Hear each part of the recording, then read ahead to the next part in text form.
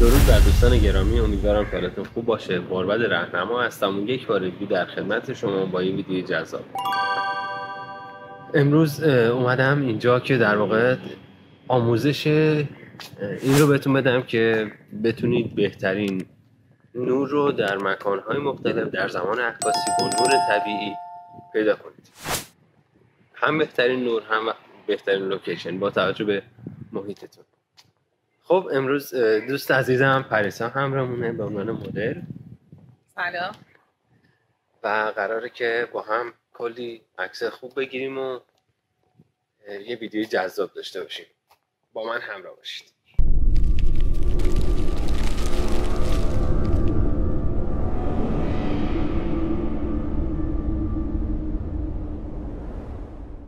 تو این ویدیو ما اومدیم به بافت قدیم بوشهر و خیلی باحاله. همونجور که میبینید ساختمان‌های قدیمی. در ادامه ویدیو البته ساختمان‌های دیگه هم خواهیم دید و خیلی باحال هستن. این فضای اینجا رو من خیلی دوست دارم. بریم که شروع کنیم. خب بچه‌ها، در واقع میخوایم استارت کار رو بزنیم و من امروز اومدم اینجا که عکاسی کنم. این آموزش رو داشته باشیم با یه دوربین کنون 70D و یه لنز 50 فیکس در واقع عکاسی میکنم. متاسفانه امکاناتی نداشتیم. میکروفون یقه‌ای و اونا همه ولی سیم داره. میکروفون بی سیم نداشتم الان و بریم یه استارت بزنیم ببینیم چجوری میشه. برای پیدا کردن نور خوب یک تکنیک که من به شما در واقع بخوام بگم، استفاده از کف دسته. What؟ به چه صورت؟ به این صورت که الان من دوربین رو با خودم میارم. خب یه لحظه شما این رو بگیریم لطفا. الان من اینجا که بیستم شما کف دست من رو ببینید. برای پیدا کردن بهترین نور اینه که شما میچرخی میبینی تأثیر نور رو در واقع احساس میکنید دیگه. الان میبینید چقدر روشن شد. الان من برمیگردم، سایه افتاد رو دستم، تیره شد، کاملا مشخصه. یعنی به حدی رسید که دیگه تصویر ما سیلویت میشه. خب پس ما بهترین نوری که پیدا کردیم اینجاست و اینجا رو یه تست میزنیم. یه کوچولو بیاییم و من ببینم. برای اینکه بتونید یه عکس خوب داشته باشید، حالا بعد از اینکه نورتون رو پیدا کردید، به خیلی چیزا باید توجه کنید. به متریال هایی که در واقع در اون لوکیشنی که بخواید عکس بگیرید وجود داره، به در واقع زاویه ها، به خط و خطوط، به نور بک‌گراند و فورگراندتون. الان اینجا میبینید یک پرسپکتیو داریم، در واقع زوایایی داریم که راحت میتونید حرکت خوب داشته باشیم داخلش و واقعا عکس خیلی خوب بگیریم. خب بچه‌ها، عکس رو میبینید. خب الان ما این زاویه رو پیدا کردیم. حالا زاویه های دیگه هم تست میکنیم که در واقع بتونیم بهترین زاویه رو توی این لوکیشن پیدا کنیم. دوربین رو میبرم عقب‌تر چون میخوام از نمای پایین عکس بگیرم. خب عکس ها رو میبینیم با هم. این عکس اول، عکس دوم و عکس سوم. از 3 زاویه گرفتم که فکر میکنم بهترین گزینه همون عکس اول باشه. بریم برای لوکیشن بعدی که در واقع جاهای دیگه هم با هم ببینیم، هم بتونیم یه لوکیشن خوب پیدا کنیم و عکس بگیریم. که حالا یه سری نکات هم بین راه من بهتون میگم. زمانی که شما در واقع میخواید برای عکاسی بیاید، حالا بعضی از روزها آفتابیه، بعضی از روزها ابری و زمانی که ابری باشه شما سایه های نرمتری دارید، صورتتون فلت میشه، هایلایت ها و شادو های ظریفتری دارید. اما زمانی که در روز آفتابی میاید برای عکاسی، همونجور که میبینید الان مثلا اینجا سایه است، من وقتی تو آفتاب بیام تفاوت رو میبینید کاملا. نور به صورت من میتابه، سایه ها، هایلایت ها، اینا خشن میشه و من باید بتونم بین این آفتاب و سایه بهترین فاصله، بهترین در واقع زاویه رو پیدا کنم تا بتونم یک عکس خوب بگیرم. و الان یه مثال خوبم میخوام براتون بزنم از تفاوت اینکه شما توی آفتاب عکاسی کنید یا توی سایه عکاسی کنید و چه تفاوت‌هایی خواهند داشت، چه تأثیری روی شادو و هایلایت ها دارن. و بریم باز به لوکیشن جدید.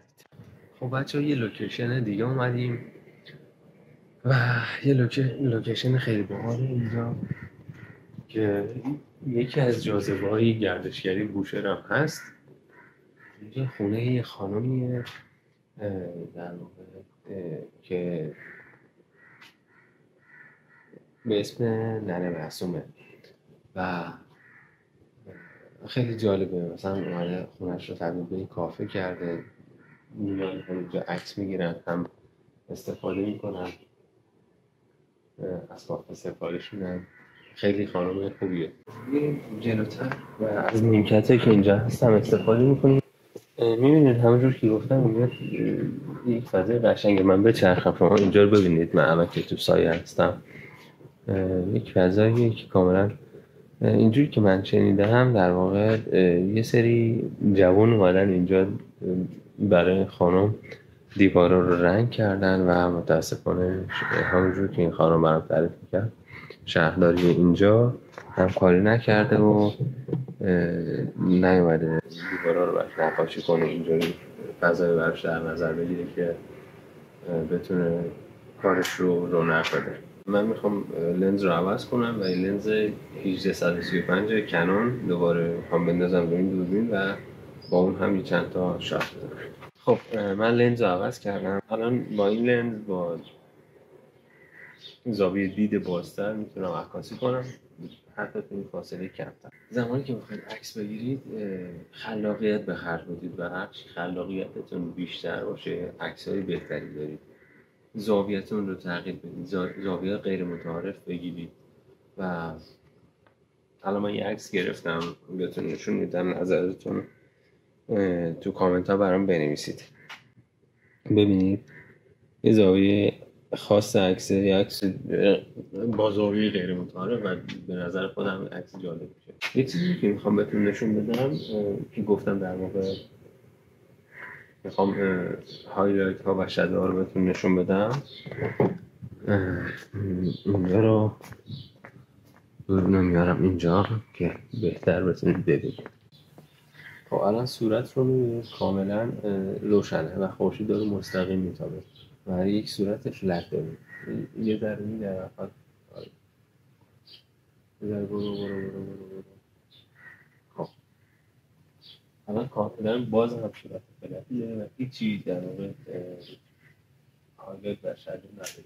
اگر بری به عقب‌تر ذره بسکت کاملا برو.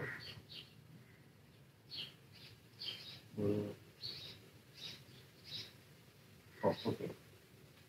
الان من دوربین رو بیارم جلوتر شما ببینید تفاوتش رو با اون موقع. بازم میارم نزدیکتر مشخص باشه. میبینید بچه ها دقیقا سایه هایی که اینجا تشکیل شده دست من میبینید وقتی نزدیک میشه.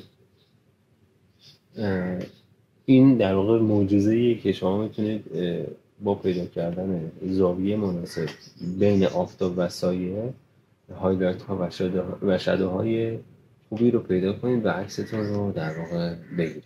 بچه ها من یه زاویه دیگه پیدا کردم و این هم بهتون نشون بدم، به نظرم زاویه خوبی باشه.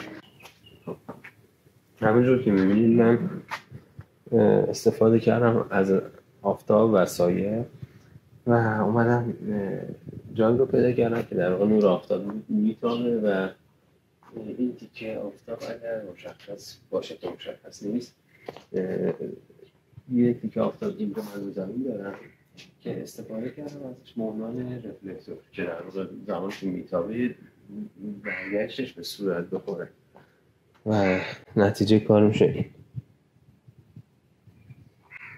خب الان دیگه بریم به لوکیشن بعدی. اوکی بچه، یه جای خفن پیدا کردم و الان اینجا میتونیم یه عکس خیلی خوب داشته باشیم. در واقع از اینجا ما آفتاب رو داریم، اینجا سایه هست و تیرگی روشنی رو داریم، زاویه رو داریم، پرسپکتیو رو داریم و رنگ ها و تیپ رنگی هم که داریم خیلی به نظرم جذاب میکنه که با لباس این که الان مدلمون داره خیلی سنخیت داره و همین تست میزنیم، عکس میگیریم، با هم میبینیم. آره لطفاً تکنیم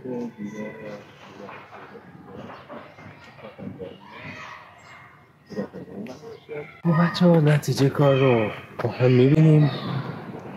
نمیدونم مشخص هست تو این البته یا نه، نمیدونم، ولی توی ویدیو بعد از تدوین در واقع عکسش رو میذارم ببینید. این پنجره هایی که داریم در واقع یک ریتم رو میتونیم داشته باشیم، حالا شکل زاویه ها و این کوچه و به نظرم خیلی لوکیشن خوبیه و شما همونجور که تو هر شهری یا هر کشوری که زندگی میکنید اگر دور و برتون بگردید میتونید زواید خیلی خوب پیدا کنید، میتونید لوکیشن خیلی خوب و خفن پیدا کنید، حتی لوکیشن هایی که کمتر دیده شده یا مثلا لوکیشن هایی که اصلا کسی فکر نمیکنه اینا مناسب عکاسی باشه، اصلا چیز قشنگی بتونید توش در بیارید. یه نگاه به دور و براتون بندازید میتونید راحت لوکیشن هایی پیدا کنید که عکس خیلی خوب میتونید توش خلق کنید.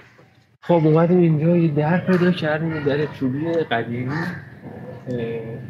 کلوندار، درست گفتم دیگه؟ آره کلوندار، از این چیزهایی که در رو باش قدیما میکنیدن و در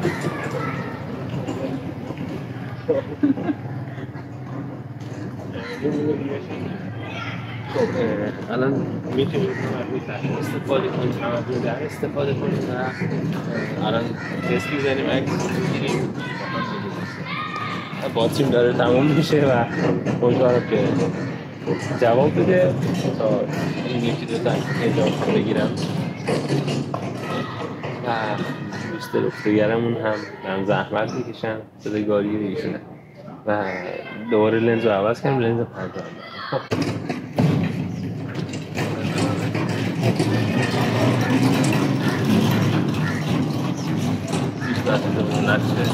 خیلی اذیت میکنه.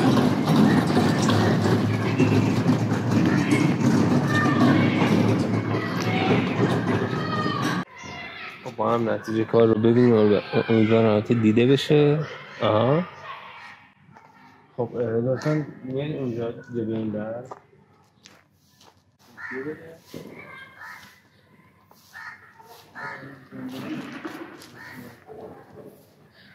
اینجا نگاه کنم.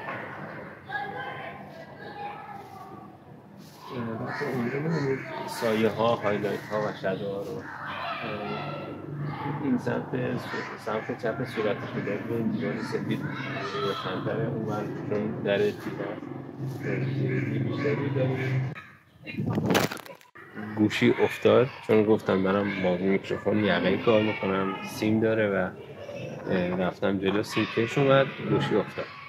خب اینجا عکسمون رو ما گرفتیم و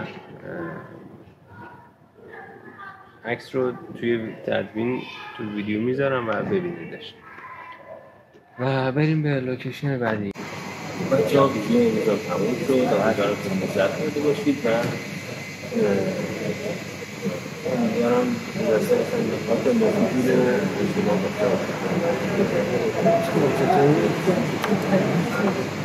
کلی لذت بچه‌ها نظراتتون رو کامنت فرمایید